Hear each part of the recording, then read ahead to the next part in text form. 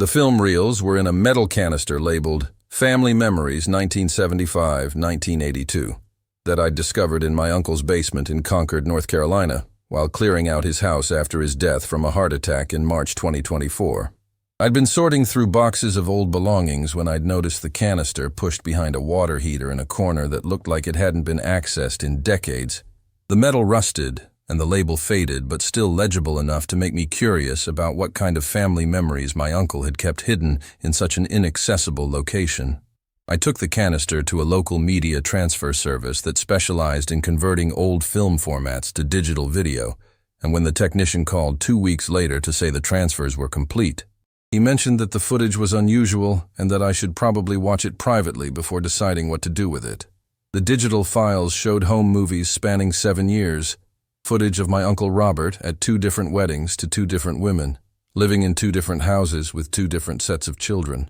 maintaining what appeared to be 2 completely separate families during overlapping time periods in the late 1970s and early 1980s. The first wedding footage was dated August 1975, according to a title card someone had added to the film, showing my uncle marrying a woman named Patricia Henderson in what looked like a small church ceremony with perhaps 30 guests in attendance. The second wedding was dated June 1978, showing my uncle marrying a woman named Linda Morrison in a different church with a different set of guests, and the disturbing thing was that the footage from both families continued past 1978, showing my uncle living simultaneously with Patricia and their 2 children while also living with Linda and the child they'd had together.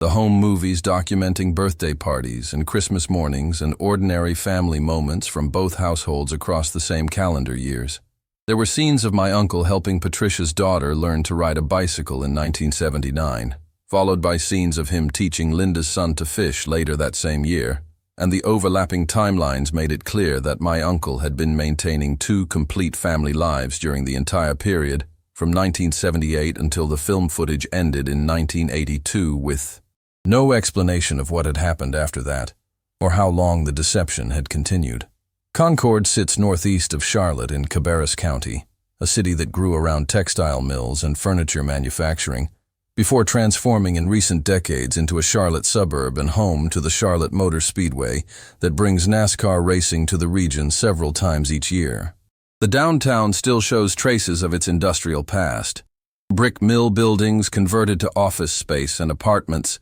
neighborhoods of modest houses built for factory workers in the mid-20th century now occupied by service industry employees and retirees living on fixed incomes. By the time I started investigating the film footage and the double life it documented, much of the Concord my uncle would have known in the 1970s and 1980s had been absorbed into Charlotte's sprawling metropolitan area, the textile mills mostly closed and the downtown partially revitalized with restaurants and shops catering to tourists visiting for race weekends. My uncle had lived in Concord his entire adult life according to addresses I'd found in his papers, working as a shift supervisor at a textile mill until it closed in 1995, and then working in building maintenance for the county school system until his retirement in 2015. And he'd apparently maintained his double life during his years at the textile mill, when irregular shift schedules would have provided cover for the absences required to maintain 2 households. If you want to discover how my uncle maintained 2 complete families with 2 different wives and 3 different children all living in Concord during the same years,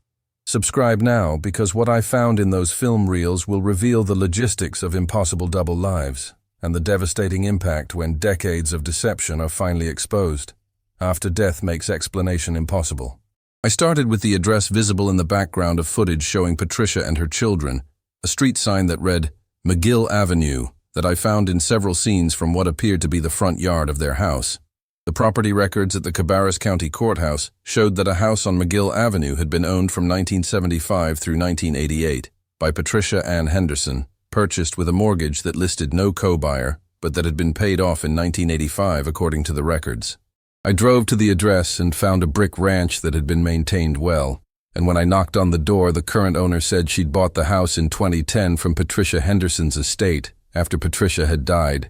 and that she'd never met Patricia but had heard from neighbors that she'd been a widow, who'd lived alone in the house for many years before her death. The characterization of Patricia as a widow confused me, given the film footage showing her married to my uncle, and I asked the owner if she knew anything about Patricia's husband or about the family that had lived in the house during the 1970s and 1980s. The owner said she'd found some boxes of old photographs and papers in the attic when she'd moved in, materials that the estate executor had said could be thrown away or kept as the new owner preferred, and she'd stored them in her garage thinking that someday someone might come looking for family history. She retrieved the boxes and let me go through them, and inside I found photographs of Patricia with my uncle and with 2 children, a girl who appeared to be about 7 or 8 in pictures from the mid-1970s, and a boy who was younger, perhaps 3 or 4 in those same photos. There were birthday cards signed Love, Robert, and Valentine's cards with romantic messages written in my uncle's handwriting,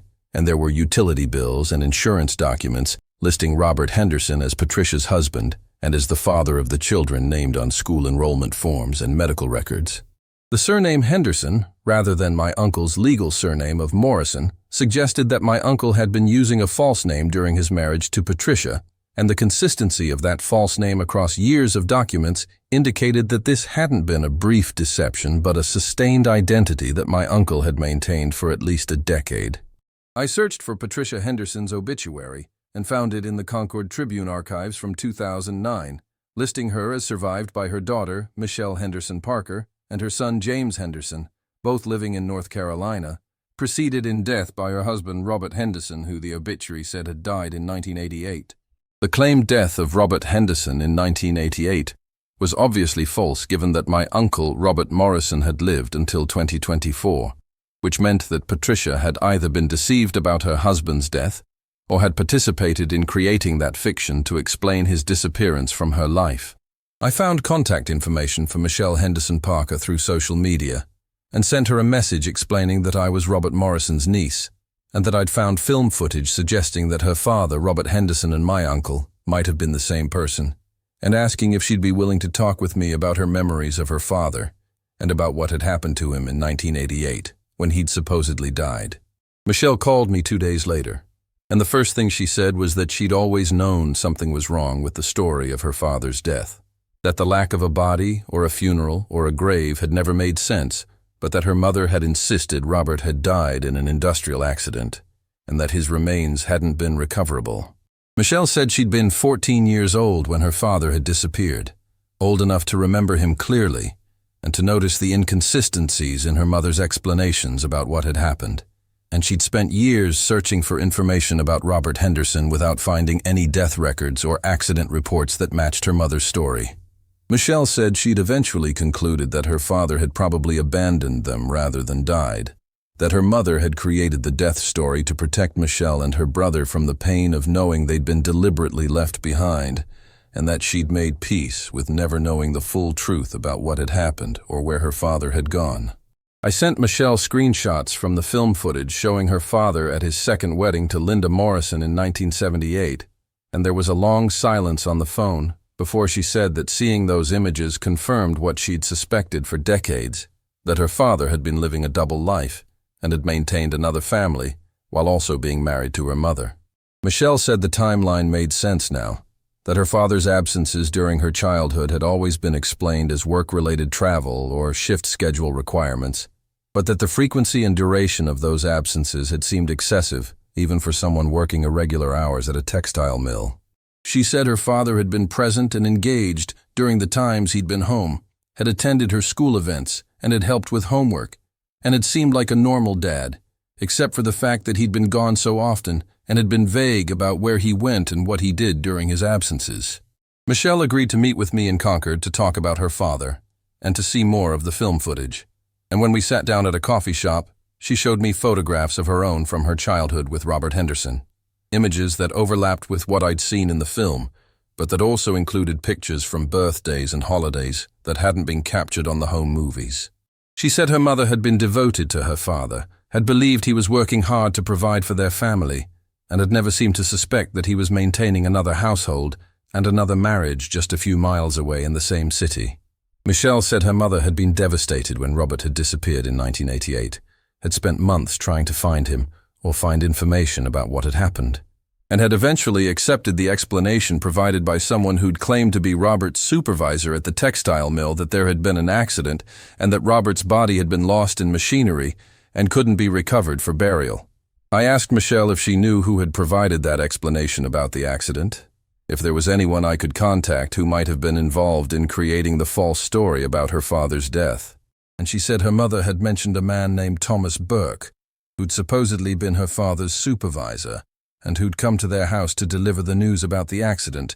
and to offer condolences and assistance with funeral arrangements. Michelle said she'd tried to find Thomas Burke years later when she'd been searching for information about her father, but she'd never located anyone by that name who'd worked at the textile mill or who had any connection to her father's employment history. She said she'd concluded that Thomas Burke had probably been a fictional character, someone her father had invented or had asked a friend to portray in order to provide a plausible explanation for his disappearance that would discourage her mother from looking too hard for the truth. The second address visible in the film footage was on Union Street, where scenes showed my uncle with Linda Morrison and their son in a different house with different furniture and a different yard, and the property records showed that a house on Union Street had been purchased in 1977 by Robert James Morrison and Linda Marie Morrison as joint owners. The house had been sold in 1995, and the current owners were a middle-aged couple who'd bought it from the Morrisons, and who remembered both Robert and Linda from the closing transaction. The owner said Robert had mentioned retiring and moving to a smaller place, that he and Linda had seemed like a typical couple selling their family home after their children had grown and moved out, and that there had been nothing unusual about the transaction or about their interactions with the Morrisons during the sale process. I searched for Linda Morrison in current databases and found her living in Kannapolis, a neighboring city to Concord, working as a retired school cafeteria manager, according to social media profiles that showed her as a grandmother actively involved in her grandchildren's lives. I called her and explained that I was Robert Morrison's niece and that I'd found old film footage from the 1970s and 1980s that showed her married to my uncle, and I asked if she'd be willing to talk with me about that period of their marriage and about what had happened after the footage ended in 1982. Linda was silent for a long time before saying that she'd wondered when someone would eventually discover the truth about Robert's double life, that she'd kept the secret for decades because Robert had asked her to and because exposing it would only hurt people who'd had nothing to do with his deception, but that now that Robert was dead, she saw no reason to continue protecting his reputation or maintaining the lies he'd constructed. Linda agreed to meet with me at her house in Kannapolis, and when I arrived, she showed me into a living room filled with photographs of her son and grandchildren, images that documented a family life that had continued long after my uncle's death. She said she'd met Robert in 1976 when they'd both been working at the same textile mill, that she'd been a recently divorced single mother, and he'd been kind and attentive, and had seemed like a stable partner who could help her provide for her young son from her previous marriage. Linda said Robert had told her he was divorced and had no children, that his previous marriage had ended badly, and he preferred not to discuss it, and she'd accepted that explanation because she'd had her own painful past that she didn't particularly want to revisit. They dated for about a year before getting married in 1978. And Linda said she'd believed she was starting a fresh chapter with someone who understood the complications of second marriages and blended families. Linda said she'd discovered Robert's other family by accident in 1982, had run into Patricia Henderson at a grocery store, and had noticed that Patricia was wearing a wedding ring identical to the one Robert had given Linda. And when they'd started talking, Linda had learned that Patricia was married to someone named Robert Henderson who worked at the same textile mill and who had the same physical description and the same habits and mannerisms as Linda's husband, Robert Morrison. The two women had compared notes and had realized they were both married to the same man who'd been using different names and maintaining separate households. And they'd confronted Robert together in a meeting that Linda described as one of the most painful and surreal experiences of her life. Robert had admitted to everything, had confessed to marrying both of them and to using a false name with Patricia, and he'd said he loved both families and couldn't choose between them, and couldn't imagine life without either set of children he'd been raising. Linda said she'd given Robert an ultimatum, had told him he needed to choose which family he wanted to be with, and needed to be honest with everyone about what he'd done and take responsibility for the consequences of his deception.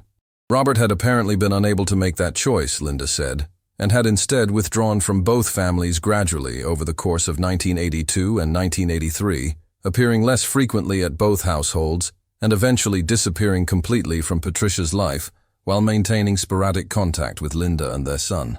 Linda said she'd considered divorcing Robert immediately after discovering his bigamy, but she'd been worried about the scandal and about how the revelation would affect her son, who'd bonded with Robert as a father figure, and she'd decided to maintain the appearance of marriage while privately accepting that Robert was unreliable and that she needed to plan her life as if she were effectively a single parent. I asked Linda why she'd stayed married to Robert after discovering his double life, why she hadn't divorced him and exposed his bigamy to authorities or at least to family members who deserved to know the truth, and she said she'd been ashamed and hadn't wanted people to know she'd been deceived so completely, that admitting her husband had another wife and other children would have made her look foolish or naive in ways that would have been humiliating. Linda said she'd also been protecting her son, had wanted to shield him from the knowledge that his stepfather was a bigamist who'd been lying to everyone for years, and she thought that keeping the secret and managing the situation privately would cause less harm than making everything public and forcing her son to process that betrayal. She said she regretted that decision now, that keeping the secret had meant she'd had to carry the weight of Robert's deception alone, and had prevented her from seeking support from friends or family who might have helped her navigate the situation more effectively. Linda showed me photographs of Robert with their son David throughout the 1980s and 1990s, images that documented a father-son relationship that had continued despite Robert's withdrawal from the daily life of Linda's household. She said Robert had visited periodically, had maintained financial support for David's education and expenses, and had attended important events like graduations and David's wedding, but that he'd never fully explained his absences or his reasons for maintaining distance from the family he'd created with Linda. She said David had grown up believing his stepfather was just busy with work and had never known about Patricia or about the other children Robert had been raising simultaneously during David's childhood, and Linda had kept that secret to protect David from feeling like he'd been less important or less valued than Robert's other family. I asked Linda if she knew what had happened to make Robert disappear completely from Patricia's life in 1988, if there had been a specific incident or decision that had prompted him to stage his death and end that marriage while maintaining his marriage to Linda. And she said Robert had told her that Patricia had discovered something that had made continuing the deception impossible, though he'd never explained what Patricia had found or how she'd learned the truth about his double life. Linda said she'd assumed Robert had been forced to choose between his families and had chosen to stay with Linda and David while creating the fiction of his death to explain his disappearance from Patricia's life. And she'd gone along with that arrangement because it had meant Robert would be more present in her household and would be fully committed to their family without the divided attention that had characterized their marriage for the previous 6 years. Michelle Henderson Parker agreed to meet with Linda Morrison, and I facilitated that meeting at a neutral restaurant in Concord, where the two women could talk about their shared experience of being married to the same man during the same years. The meeting was tense and awkward, both women struggling with the reality of sitting across from someone who'd shared their husband without either of them knowing about the other for years. But they eventually found common ground in their anger at Robert, and in their shared experience of being deceived by someone they'd trusted. Michelle asked Linda if she'd known about Patricia and the Henderson children before 1982, if there had been any signs or suspicions that Linda had ignored or rationalized, and Linda said she'd had no idea until the encounter at the grocery store, that Robert had been skilled at compartmentalizing and at maintaining separate stories for his separate lives in ways that had prevented either family from discovering the truth through casual observation or questioning. Linda asked Michelle what her childhood with Robert had been like, whether he'd been a good father during the years when he'd been present in the Henderson household, and Michelle said he'd been attentive and loving when he'd been there, that he'd made her and her brother feel important and valued, but that his frequent absences had created a sense of instability that had affected her ability to trust people or to believe in the permanence of relationships. Michelle said, learning now that her father's absences had been because he was with another family rather than because he was working, made the betrayal feel more personal, made it clear that he'd been choosing to spend time with other children rather than with her and her brother, and that knowledge was painful, even 3 decades after he'd disappeared from her life. Linda said she understood that pain, that she'd spent years wondering if David had been enough for Robert, or if he'd been searching for something in his relationship with Patricia's children that he hadn't found in his relationship with David.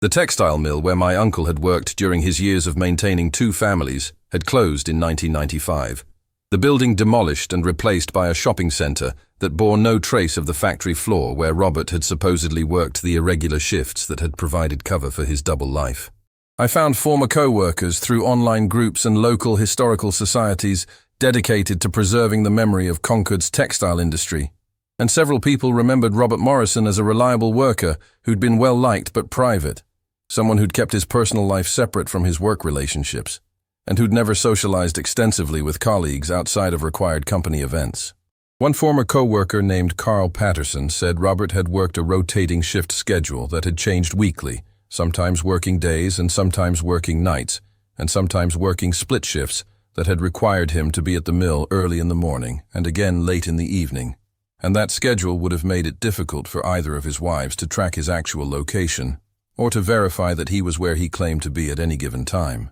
Carl said he'd known Robert had been married, but hadn't known to which woman or whether there had been children, that Robert had mentioned a wife occasionally, but had never brought her to company functions and had never shared photographs or stories that would have allowed co-workers to form a clear picture of his family life. Carl remembered that Robert had seemed stressed during the early 1980s, that he'd been more irritable and less engaged with his work than he'd been in previous years, and that he'd taken several unexplained absences that had required other workers to cover his shifts on short notice. Carl said he'd assumed Robert was dealing with personal problems or health issues, had never imagined that the stress was related to maintaining two families and managing the logistics of keeping them separate, while preventing either from discovering the other's existence. I found records showing that my uncle had been investigated by the Concord Police Department in 1983 for suspicion of bigamy, that Patricia Henderson had filed a complaint after learning about Linda Morrison, and after discovering that Robert had been legally married to both of them simultaneously.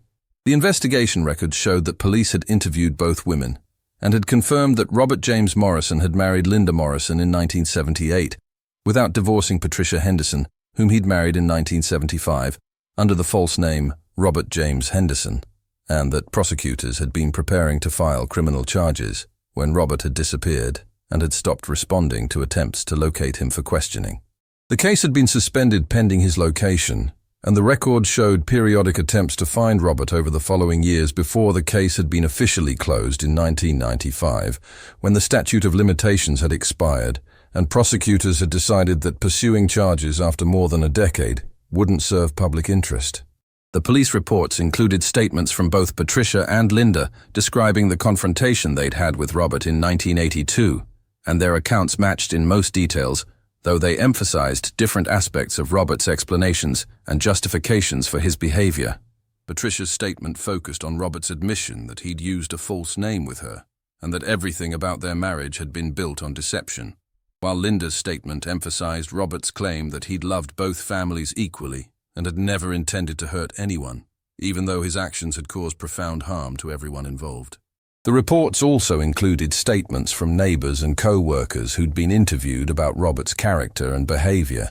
and most had described him as ordinary and unremarkable, someone who'd seemed like a typical working-class man focused on providing for his family and living a quiet life without drama or complications. Michelle's brother, James Henderson, agreed to talk with me by phone, and he said he'd been 9 years old when their father had disappeared and had struggled for years with abandonment issues and with questions about what he'd done wrong to drive his father away. James said he'd idealized Robert Henderson during his childhood, had believed his father was a hard-working provider who died tragically in an accident, and learning the truth from Michelle years later that their father had actually been a bigamist who'd abandoned them, had been devastating and had required him to completely reconstruct his understanding of his childhood and his family history. James said he'd chosen not to have children of his own, partially because he'd been afraid of repeating his father's patterns, of being capable of the same kind of deception and abandonment that Robert had inflicted on his families, and that fear had shaped his approach to relationships and had made him hesitant to make commitments he worried he might not be able to keep. I asked James if he wanted to meet David Morrison, his half-brother, who'd grown up in the same city during the same years without either of them knowing the other existed. And James said he wasn't sure what purpose that would serve, that discovering he had a brother didn't create an automatic relationship or shared history that would make them family in any meaningful sense, beyond genetic connection. He said he'd spent years processing his feelings about his father's betrayal and had built a life that didn't depend on understanding or resolving the questions his father's behavior had raised, and that meeting David might reopen wounds that had taken decades to heal without providing any new information or closure that would make that pain worthwhile. I understood James's hesitation, but also felt that David deserved to know he had half-siblings, that keeping that information from him would be perpetuating the same kind of secrecy that Robert had used to maintain his double life. David Morrison was initially skeptical when I contacted him and explained that I'd found film footage showing his stepfather had been married to another woman and had other children during the same years he'd been raising David, and he asked if I was certain about what I'd discovered, or if there might be some innocent explanation for what appeared to be bigamy and deception. I showed David the film footage and the police reports and the marriage certificates that proved Robert Morrison and Robert Henderson were the same person, and I watched his expression change as he processed the evidence and realized that the man he'd known as his father for most of his childhood had been living a lie and had been maintaining another family that David had never known existed. David said he'd always wondered why Robert had been so distant and had seemed so preoccupied during his childhood, had attributed it to work stress or to Robert struggling to connect with a stepson rather than a biological child, and learning now that the distance had been because Robert was dividing his attention between multiple families, made David question every memory and every interaction he'd had with the man he'd called Dad.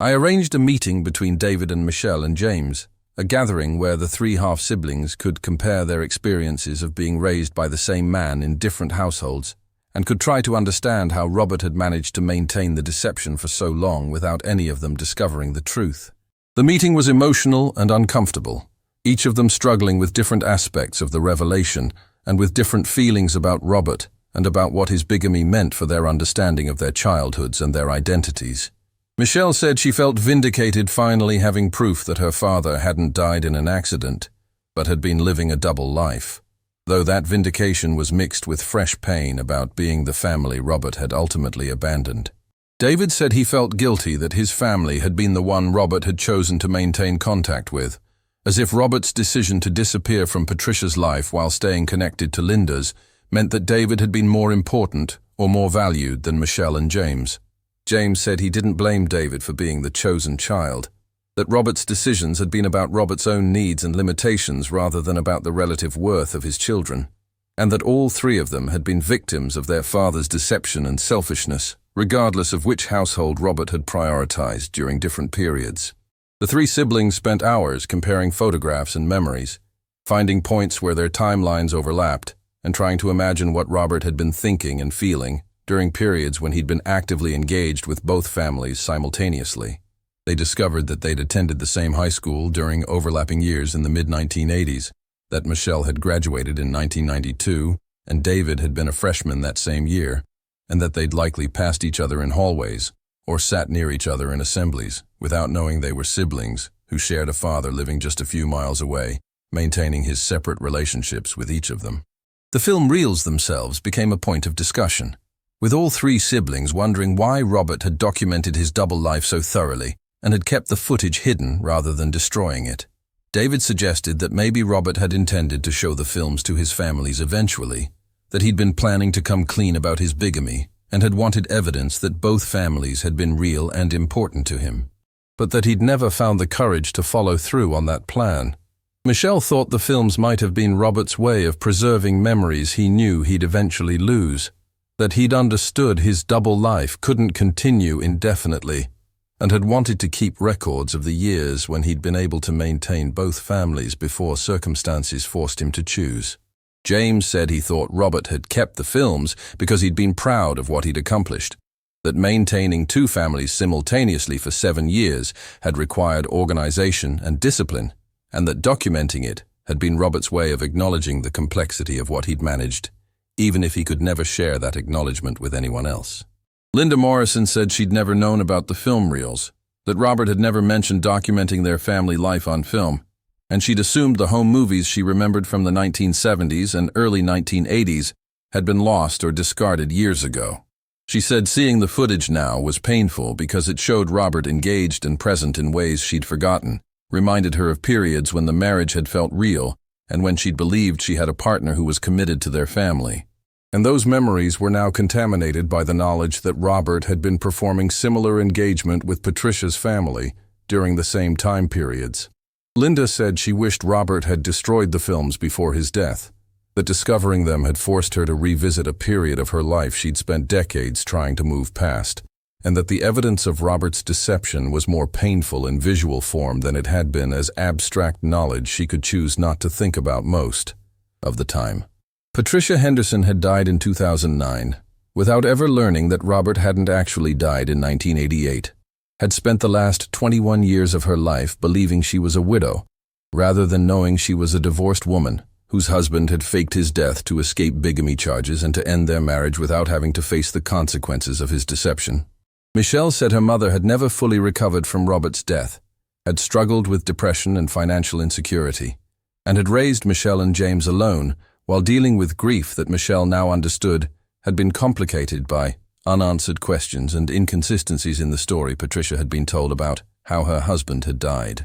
Michelle said she wished her mother had known the truth, that learning Robert had abandoned them rather than died might have been painful, but would have been less painful than spending 2 decades grieving someone who hadn't actually been dead and who'd chosen to let her believe he was gone, rather than admitting to the bigamy and taking responsibility for the harm he'd caused. The house on McGill Avenue where Patricia had raised Michelle and James stands empty now, the current owner having moved to a nursing home, and the property listed for sale with a real estate company that knows nothing about the family that lived there in the 1970s and 1980s. I've driven past the house several times, parked across the street, and tried to imagine Patricia inside raising her children alone after 1988, believing herself to be a widow and struggling to make sense of her husband's sudden death and the financial strain it had created.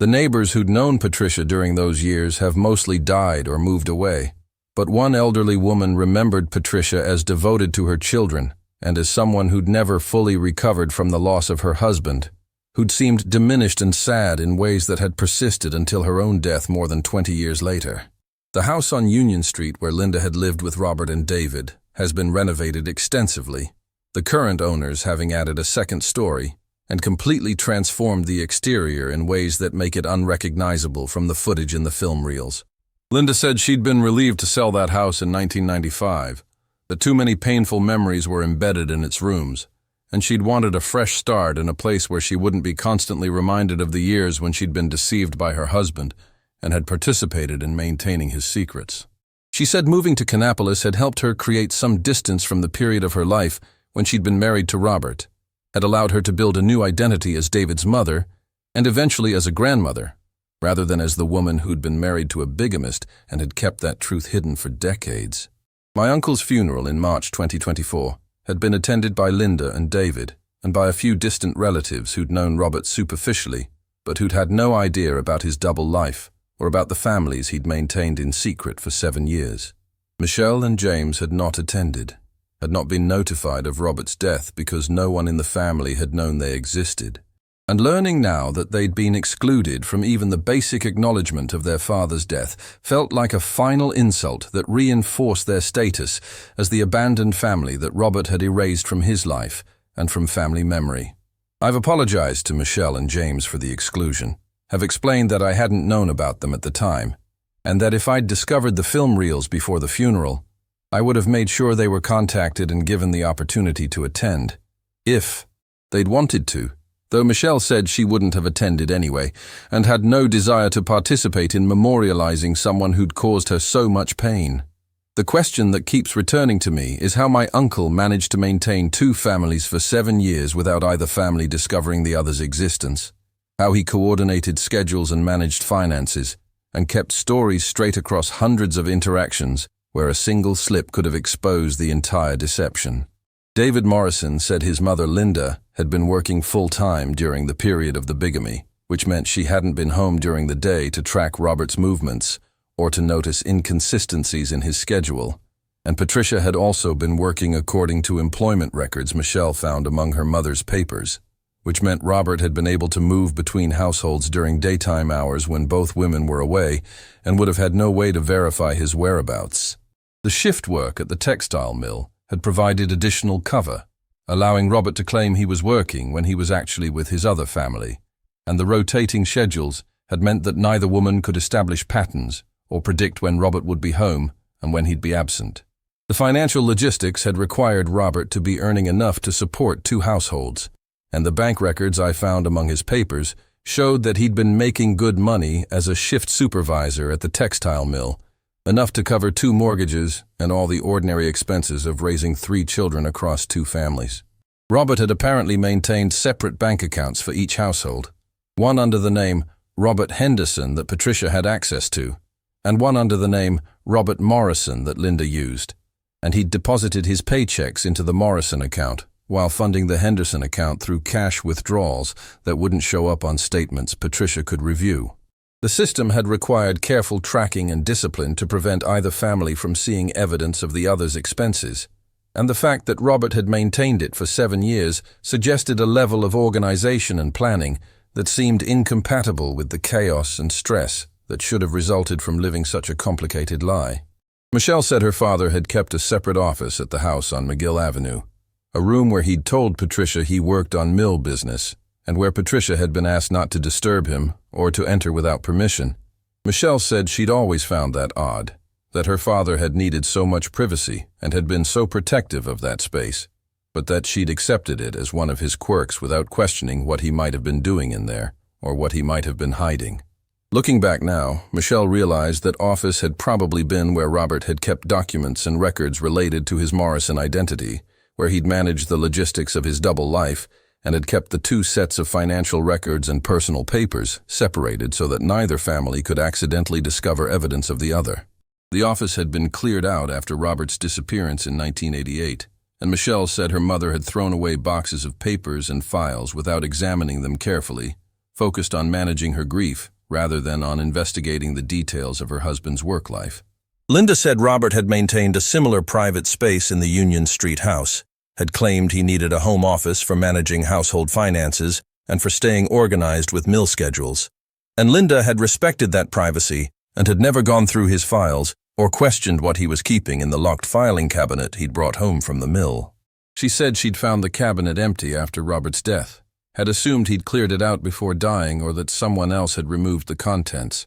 and she'd never considered that Robert might have maintained records of his double life in that space. Linda said if she'd known then what she knew now, she would have searched that cabinet thoroughly and would have looked for evidence of the bigamy that might have been hidden there. But at the time, she'd been focused on practical matters of settling his estate and managing her own grief, rather than on investigating potential secrets her husband might have been keeping. The film reels themselves had been stored in Robert's final house, a small ranch he'd bought after retiring from the school system in 2015, and the basement where I'd found them had apparently been his private space where he'd kept belongings from throughout his life, including items from his years of maintaining 2 families. I'd also found correspondence in the basement, letters between Robert and Patricia from the mid-1970s before they'd gotten married, and letters between Robert and Linda from the late 1970s and early 1980s that documented both relationships developing and deepening during overlapping time periods. Reading those letters side by side created a surreal effect, where the same person was expressing similar sentiments to different women, promising commitment and building intimacy with both, while knowing that neither relationship was exclusive and that both were built on foundations of deception that would eventually collapse. I've shared copies of the film footage with Michelle, James, and David, and each of them has had different reactions to seeing their childhoods documented in ways they'd never known existed. Michelle said watching the footage was painful because it showed her father engaged and present in ways she'd forgotten, reminded her of times when she'd felt loved and valued before he'd disappeared and had left her with abandonment issues that had shaped her entire adult life. James said he couldn't watch more than a few minutes of the footage before it became too upsetting, that seeing his father playing with him as a child while knowing that Robert was maintaining another family during the same period made those memories feel contaminated and false. David said the footage helped him understand his childhood better, helped him see that his stepfather had been juggling multiple roles and identities, and that the distance David had felt hadn't been personal rejection, but rather the inevitable result of Robert spreading himself too thin across too many obligations and relationships. The 3 half-siblings have stayed in contact, meeting occasionally to compare notes about their father and to build relationships with each other that exist independently of Robert and his legacy of deception. Michelle's children have met David's children, cousins who grew up not knowing about each other, but who are now building connections that transcend the divisions their grandfather created. James has remained more distant, participating in occasional family gatherings, but maintaining boundaries that protect him from the emotional intensity of engaging too deeply with the family history and the revelations about their father's double life. The three of them have discussed whether to make the film footage public, whether to share it with extended family, or with local historians interested in documenting life in Concord during the textile era, but they've decided to keep it private for now, to avoid causing pain to people who knew Robert and who might be disturbed by learning about his bigamy and his years of deception. Subscribe now so you don't miss the next investigation, where we uncover the double lives that people maintained before digital records made such deceptions harder to sustain, and discover the film reels and photographs that document impossible family structures that existed in the same cities and the same neighborhoods without anyone discovering the truth until decades after the lies had already shaped multiple generations.